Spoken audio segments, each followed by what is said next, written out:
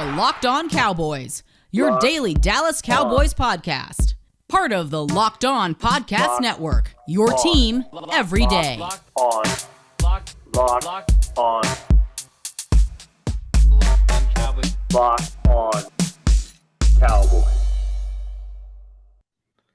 Welcome back to the Locked On Cowboys podcast presented by OnlineGambling.com. OnlineGambling.com is the place to be for all the latest gambling news and tips throughout the NFL playoffs. Visit OnlineGambling.com/NFL to get the edge over the competition throughout this year's playoffs. I am Marcus Mosher. He is Landon McCool. And we're going to continue to answer some of your Twitter questions. I'm looking at it now, 97 questions earlier this week. We only got through a handful on Tuesday. We're going to answer some more today. But before we do that, how you doing today, Landon?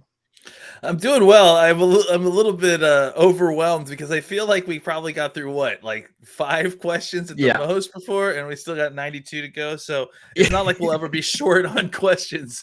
Guys, you guys are tremendous. Thank you guys so much for your questions. We really do appreciate it. So we'll try to get through as many as we can. Before we do that, did you watch Mike McCarthy's press conference on Wednesday? Yeah, I did. I watched a little bit of it. Any takeaways? Because I kind of feel like whatever thoughts you had about Mike McCarthy going into that, you probably had the same thoughts going out.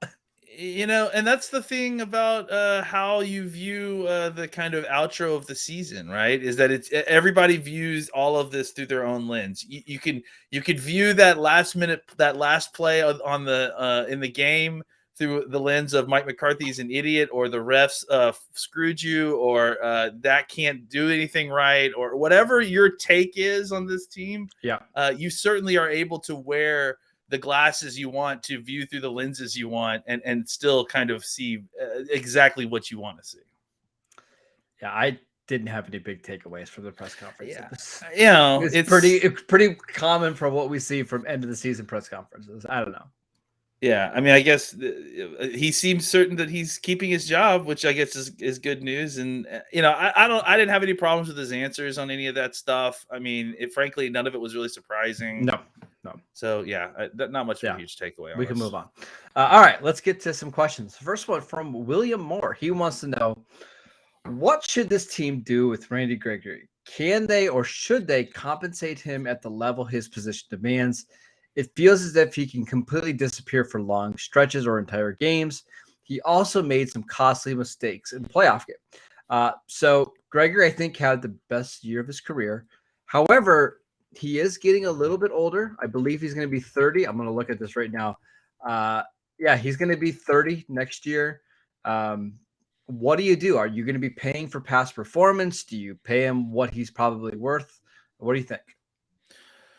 I'm very interested to see what his market looks like. I mean, I think part of what's going to be difficult for us in this discussion is someone like Randy Gregory has a very unique market value. I'm sure you're looking up OTC right now to see what the valuation is. But I mean, you got to think about the weird career trajectory he's had. This is his first season that really he's had an entire season, an entire offseason, and he's going to be going into his 30th year. So his NFL body is actually pretty young. It doesn't have a ton of snaps on it.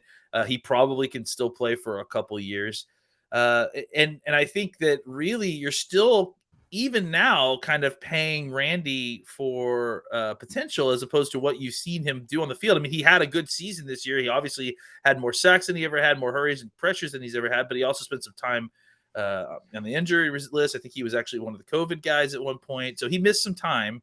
And ultimately, at the end of the day, I think he ended up. Where did he end up at? 6 sacks, 7 sacks, maybe something like that. So I think he definitely will get some money looks, but maybe not at the pricing that we had kind of estimated early in the season when he was really on a tear early on. And it's a lot like Michael Gallup. Really, is that he has a ton of talent, and I think the teams are going to want him, but there's some extenuating circumstances that are injected into his free agent market that we didn't expect going into this season. Yeah, this one's really tough because the values are all over the place. Let's look at a couple other guys. Chandler Jones hitting the free agent market this year. According to Spot Track, they have his annual salary at about $14 million. Okay. I think it's pretty fair to say that Gregory's not in the same caliber of player as Chandler Jones, right? So You shouldn't be 14 million earning the same money for sure. Yeah. Von Miller, 9 million a year, because he's missed a lot of games over the last couple of years. He's getting older. And then you go to over the cap, and they've got him projected at 3 million. And you think, well, that's way too low. We're talking about a guy that has less than 2,000 career snaps, who's been suspended multiple times and has not stayed healthy. I obviously think he's going to get more than 3 million, but I don't think he's going to be 15, 16, 17 million like a lot of people I think are anticipating. My brain keeps falling on 12 million. Like that's kind of where my brain keeps falling. And I don't know if that's, I mean, again, I'm not necessarily the best at guessing valuation for free agents in the market. The market is obviously very in flux all the time anyways. Really quick, I'm going to give you another comp. Last year, Hassan Reddick, coming off, I believe, a 15 sack season, signed a 1-year deal worth $6 million with the Panthers. Yeah, I mean that's really low for 15 sack season, but well, yeah, this is why it's so interesting. So Reddick, coming off a 15 sack season, got 1 year, $6 million. Bud Dupree, who was coming off a torn ACL, who tore it in December, who had a 5 sack season, got $16 million per year over 5 years. Yeah, I mean, guys, like at the pass rusher position, people are chasing potential, because athleticism has such a heavy tie here, and I think that sometimes the idea is, and I think it's not the worst idea, is that if you can get an athletic guy who has some bend to him and give him some experience, those are the guys that can really take off. I mean, frankly, see Randy Gregory. Yeah. But I do think that that's kind of why the market is all over the place, is that you're not, it's one of the positions that you're not afraid to pay a lack of production because you can believe in the athleticism. So yeah, I mean, again, none of these conversations have made this easier to value him. So I would say, I mean, this is a wide spectrum, but somewhere between 8 to, I mean, I think 12 is the number I keep thinking. $8 to $12 million probably. Jadeveon Clowney got 1 year, $8 million last year. It feels like it's going to be somewhere around there, in my opinion. Yeah, if that's the case, that's great. I mean, sign me up, honestly, for $8 million. Matt Judon was 13 million. I don't think he's as proven as Matt Judon, right? So somewhere between 8 and 13. He didn't have a season like Matt Judon did. So yeah, I think if he could get it as cheap as that, like, it's just it's crazy how the pass rusher market has evolved and devolved over the years. It's one that I'm really curious about, because I do think Randy Gregory, when he's healthy, can be every bit as good as DeMarcus Lawrence. Now, he's not as consistent, and that's what's the difference here, right? DeMarcus Lawrence is just game in and game out, so much more consistent. But he is a really, really good player that I think wouldn't be surprised if he gives Dallas a little bit of a deal here as well, considering how faithful they've been to Randy Gregory over the years. Also wouldn't be surprised if he got better, So I think that this is a guy, even though he's 30, he's probably one of the few 30-year-olds that could potentially be getting better because he's getting more snaps.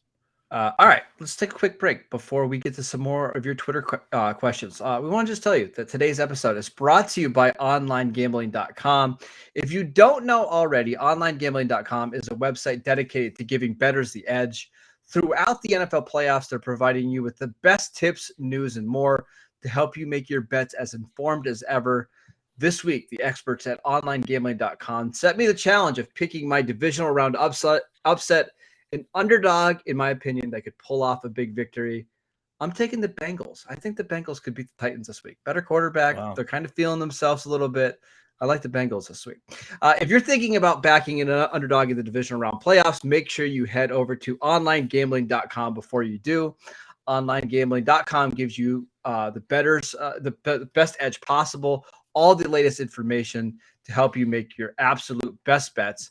Make sure you visit OnlineGambling.com/NFL for all the latest gambling news, tips, and info to beat the odds and give you the edge throughout the playoffs. Remember, OnlineGambling.com/NFL. All right, let's get to some more questions. And again, so many of these, but this is a very, very good one, Landon, because I know you're feeling a little bit this way, but it's coming from @arguing_Cowboys, a longtime listener of the show. Please explain to me why we should have any faith that this front office can get us to the promised land, because I have none. Well, I honestly, I think that the problem doesn't necessarily lie with the. I mean, look. I mean, let's talk about what we're calling the front office, right? The front office being the personnel departments, Sure. the ownership, that sort of thing. I certainly have seen all throughout Twitter there is a long-standing upset, a set of upset fans that on about the Joneses, and I think that there is obviously some blame to go that direction as well. Are they completely committed to committing to what they need to do to make a team that can win the Super Bowl? But to me, the most part, the personnel, the top end of this group hasn't been the problem here. Like they've accumulated, um, so many talented players, through so many different means, and they've provided for these coaches that they've gotten, and I just really feel like certainly blame is able to go around. I think where they've had shortcomings is potentially kind of matching a coaching staff to the talent. That's where it feels like I'm not completely down on McCarthy. I thought that they should look at other coaches, but that doesn't mean that I think McCarthy is a bum. I just No, think he's that not. He just might not be the top 10 Yeah. coach, right? and he may not be the fit for what we need to kind of get the next group, meaning next year's team, over the top. But who knows? I mean, I've obviously been wrong about stuff before, but I think that the kind of takeaway I have is that the front office, for the most part, is providing for the coaching staff, and they're providing for the players. They're providing players to put around Dak Prescott and all these folks. It feels like there's a failure at the player coaching level, which is, frustrating. I would say we really haven't gone into a season. I don't know. When's the last time that you think we went into a season saying, hey, the talent on this roster is just not very good? It's been a while. I mean, there's definitely been times when we've gone into seasons where we've had obviously specific areas where the talent was dangerously low, but I think that happens across the league. And for the most part, this team, provides for itself a whole lot of talent. They have done an incredible job acquiring talent in multiple different ways, especially this last season. Yeah, I think they're still one of the more talented teams in the league. So I think the front office is doing its job. I think they're okay. All right, next one, Landon. This is a good one from Kyle. What do you think the biggest reason is for CeeDee Lamb's step back in the second half of the season? It feels like we've seen two different players there. And I want to give you the stats because in the first, let's see, I'm going to pull it up right now. I'm sorry. In the first 11 games of the season, CeeDee was averaging over 80 yards a game receiving, about 85 yards per game. Okay. Since week 11, which happens to be the week that he got the concussion against the Chiefs, down to 49 yards a game. So he saw his yardage almost cut in half. Do you think the concussion has anything to do with it? I hope not. I mean, I hope not either. That's really scary and frustrating. I don't know what's going on. I've talked about it, but I've kind of looking back, I hate to say that kind of lines up with what you see a little bit. It just feels like there's confusion, there's miscommunication, they're not being on the same page. Some of it is kind of what, if you haven't had a chance, please, go. Not to point you to somebody else, but definitely go check out Seth Galina's article in PFF about the Kellen Moore Dak connection and his thoughts there. But I think you'll find that Seth found a lot of the same stuff that we found, right? Like where he's talking about a need to kind of find a way to get the ball to your playmakers and not not pressing the easy button for Dak, and not designing things that can quickly and easily get the ball to your playmakers to allow them to play. I don't know if the mechanism for getting CeeDee Lamb the ball got too complicated once he started playing more outside, if there was a problem with them not seeing the routes and the coverage is the same, and if that's and CeeDee's not there at the same time, but the efficiency is the problem. The problem is that the efficiency of the targets, it's not that he didn't get targeted in a lot of these games. I mean, some of them, I think there was a couple of games where his targets were low. But in general, I would say the problem is not the number of targets, it's the number of targets that get converted into catches. That's the issue. And whether that's bad throws by Dak, CeeDee not being there, that takes a little bit more further examination. But there is something there. There is something that seems disconnected as opposed to what you mentioned, the first 11 games. And I hate to point out, I hate to say that it does kind of line up with your thoughts on the timing of the concussion, which is, again, not great to say. Yeah, I mean, the game against the 49ers was bad. He had 1 catch on 5 targets. However, I would say that maybe it's a little overblown. So in the last 5 games that he played in the regular season, he was targeted 30 times and caught 22 passes. So I mean, you're catching almost 74% of your. That's better. It's just, I don't know. There was something off, and that I don't think the target distribution necessarily describes it, but just seems like in big moments they would go away from him, and maybe it was playing more on the outside, or maybe it was they gave him too much, right? Trying to learn the slot position, trying to learn X, and they just had a lot of. There was really no cohesion with the offense after, or I mean, since the New England game, because in Minnesota, Dak was out. And then Amari tested positive for COVID. And he shuffled the offensive line, which screws with the run game. Yeah, I don't know. It was weird. I still think CeeDee had a good year. He had almost 1,200 total yards and 6 touchdowns, despite missing a game and a half. But I think there's still room to grow, and that's we know how talented he is, right? We just want that's what it is. We want to see him become more consistent. It's an expectations thing. We all saw what he did during training camp. He was dominant. And then, we saw a little bit of that early in the season, but it just feels like it wasn't quite translated the way we had hoped it would be. Yeah. And then, my thoughts were if it was going to be kind of an 1,100 yard season for Lamb, which isn't a bad season, but I think I expected a little bit more. Yeah. I thought that if it was going to be an 1,100 yard season, that we would see, a 1,300 yard season from Cooper.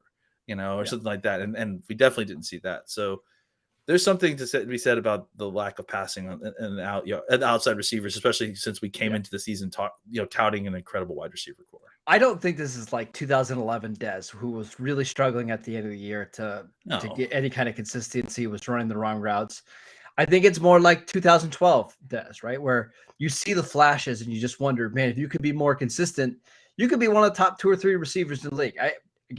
CeeDee is only 22 years old. Yes. He just finished his 2nd year. He'll be 23 in April.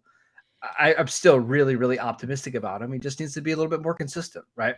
Absolutely. I mean, maybe he spoiled us by being so good his rookie year, and then it just kind of tails off and you hit us. Well, and maybe that's part of it. I think they made things so simple for him as a rookie because they kind of had to because of the quarterbacks, right? Yep. And then maybe they kind of ratcheted things up a little bit this year because Dak's playing, because he's playing more, and maybe it was a little overwhelming for him. And progression's not linear, like we said. It can go back and forth. So I'm not giving up on CeeDee Lamb and anything. I'm challenging him to be better because I know that he can. All right, a lot of people want to know about Ezekiel Elliott's contract. Raymond asked, is there any way to get out of Ezekiel Elliott's contract? Somebody was wondering. This is from @Jones Babysitter, which is kind of funny. What's the highest draft pick you would give to have somebody take Zeke's contract off your books? I've looked at this over and over. It doesn't seem like that's likely because the Cowboys have already paid him so much money into the future. Yeah, it wouldn't be worth it. Yeah. So he's going to be on the team this year. I think the big question is in 2022, Landon, is this the year they finally kind of make this Tony Pollard's backfield, or do you think that's not going to happen? We'll see. I mean, I think usage is the issue at this point. I mean, it's hard to predict. We don't even know who the offensive coordinator is for next year at this point. So I think that it's time for if the Joneses are part of this issue. And that's what a couple of people were wondering. Do you think the Joneses are having a say on how much Zeke is touching the ball? I just don't know. I think I understand why. I certainly understand why people think that. but I just don't know if that's what actually goes on. Like we haven't seen any evidence of that necessarily, other than the splits, right? So I honestly do believe the coaches and McCarthy and Garrett when they say that they trust Zeke more on the field. I do believe that. Now, what I don't believe is that they're correct in the split of touches that they're doing. Like, I think I also think Pollard's improved a that. lot as a pass protector over the last 2 years.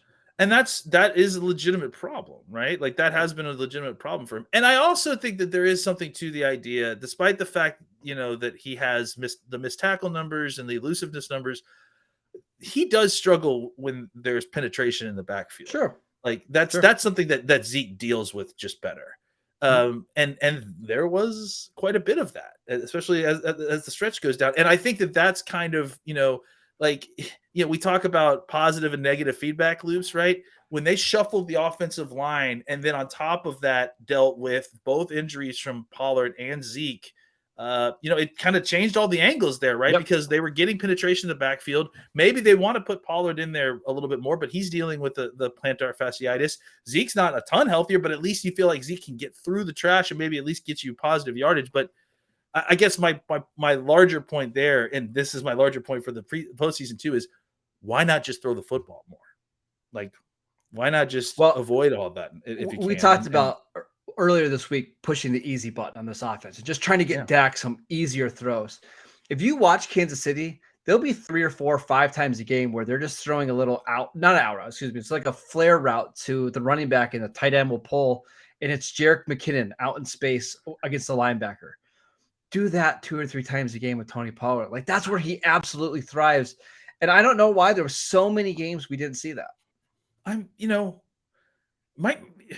We brought in Mike McCarthy. We might as well bring in some West Coast elements to this offense, guys. Throw the football short to the running back as opposed to running the football, every once in a while. It's like, I think this team is too caught up in the mentality that they are still playing bully ball and knocking people off the line of scrimmage and burying people in the run game. That hasn't been happening for the last half season. And they can at least pass protect well enough to, get a quick pass out to Pollard in the flats for 4 yards, which is just as good, if not better, than running it up the middle and taking even more abuse. I just, look, I think run game is important, but there's also a point where you're banging your head against the wall when you have injuries at the offensive line and at both running backs. You can supplement the running game by just running some of these flare passes and screens just to get your playmakers the ball in space. If nothing else, to help the run game, just get these guys in rhythm a little bit. Like to get these guys the ball. Like you don't even have to do it to somebody else. You can get Zeke and Pollard the ball in the flats and get some more yards doing it this way. I don't know. It just seemed weird that they weren't doing a little bit more of that. I do feel like if we go into 2022 and the touch split is what we saw this year or last year, it's going to be incredibly frustrating because anybody who watches the Cowboys have seen that Zeke is declining since he was a rookie. And that's okay. We're going into year 7 of Ezekiel Elliott now with all these touches. That's expected. Just you can use him in a different way. I think it is time to at least have a 50-50 split here because I think Pollard's deserved it. And I think it'll be better off for everybody long term.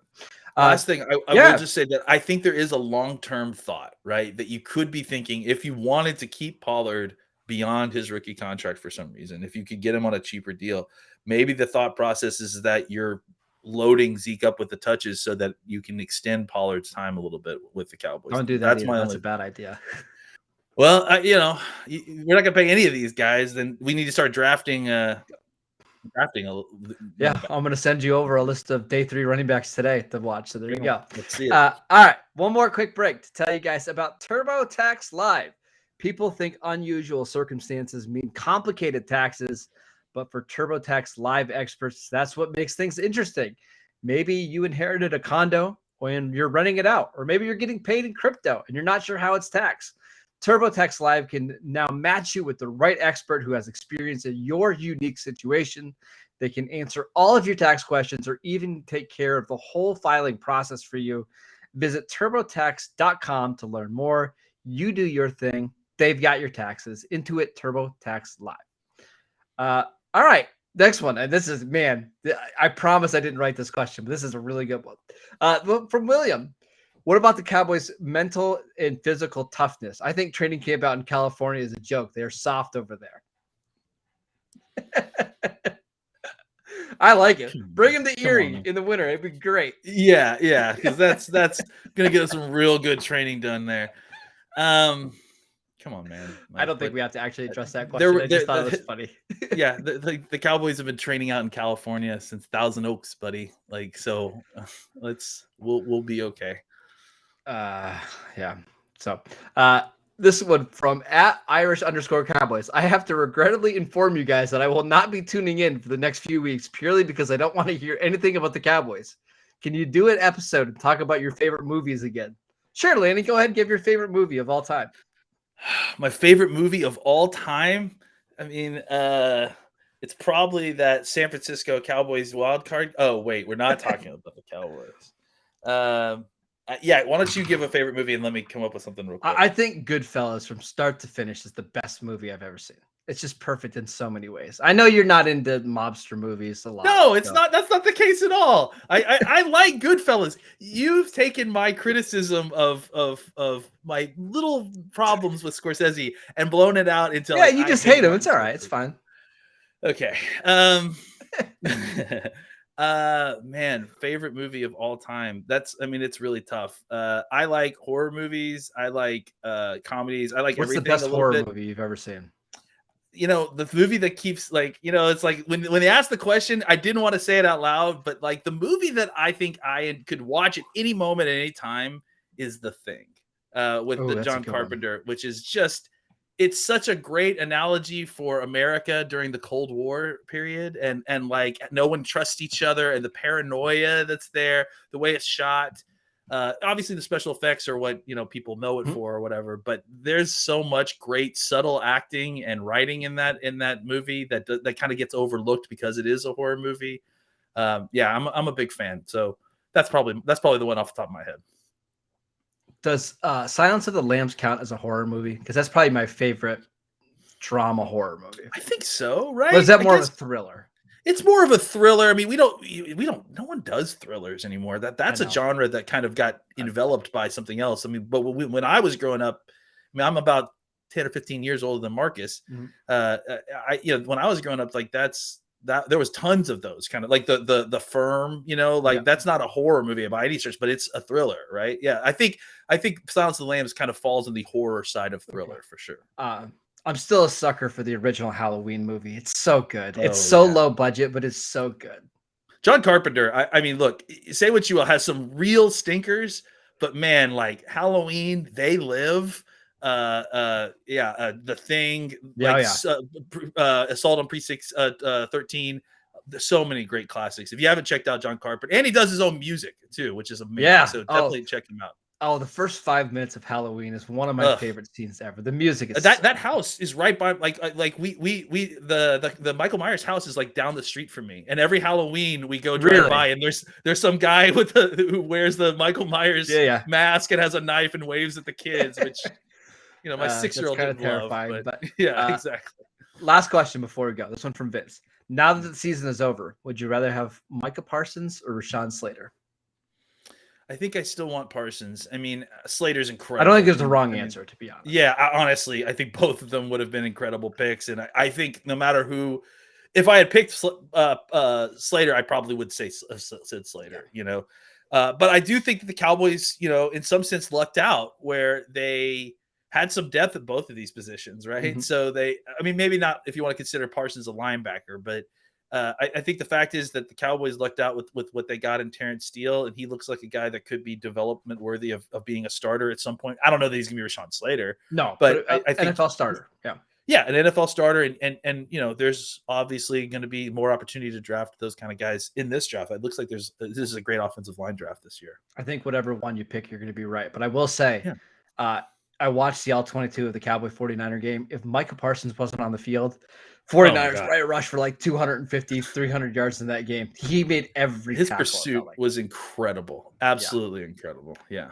One of the biggest reasons to be optimistic. And that was one of our takeaways from yesterday's show. So if you missed yesterday's show, I gave a couple reasons why you should be optimistic about this team going forward. Landon, a little bit more down on this team, but that's okay. We talked about it. So make sure you listen to that. We're officially switching roles against this season, guys. Congratulations. Look what you've done to us. All right. Make sure you guys are downloading the show wherever you're getting your podcast. We'll be back tomorrow for our last episode of the week. Maybe we'll do some NFL playoff preview stuff, but we're going to be doing draft stuff coming up, free agency, head coaching stuff, maybe coordinator talk for sure. Definitely. So make sure you're following the show. Follow Landon at McCoolBCB. I'm at Marcus_Mosier. We'll see you guys next time.